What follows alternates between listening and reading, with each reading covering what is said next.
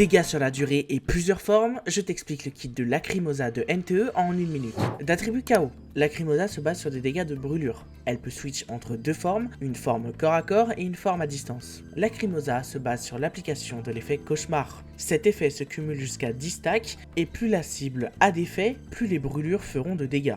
Toutes ses attaques, compétences ou même son ult appliquent l'effet. Sa compétence fait de lourds dégâts à la cible, mais si au préalable vous avez tiré sur un ennemi avec votre attaque chargée, la compétence est remplacée par la compétence de l'ennemi que vous avez touché. Donc oui, elle copie les compétences des ennemis. D'ailleurs, dans ce menu-là, vous pouvez voir toutes les compétences que vous avez copiées et changer entre les compétences copiées. Son ultime, lui, c'est juste un déchaînement de dégâts sur la cible, ce qui applique les effets de cauchemar en zone. Bon, son kit est super simple, désormais passons au build. D'ailleurs, mes sources sont en description, mais un grand merci à Youngbarry pour les infos. Donc, son meilleur arc sera le sien, évidemment. Ensuite, la fantasy juvénile en rang S sera une bonne alternative, et sinon, en rang A, il y a le journée ensoleillé. Pour son set, on partira sur le set Diabolos, avec en main stats, bonus de dégâts chaos ou taux crit. Et pour les substats, faudra surtout du critique, des dégâts et de l'attaque. Pour ses compétences, montées en priorité son basique, ses passifs, sa compétence et pour finir son ult. Et ensuite, ses meilleurs coéquipiers seront Sakiri et Jonquille.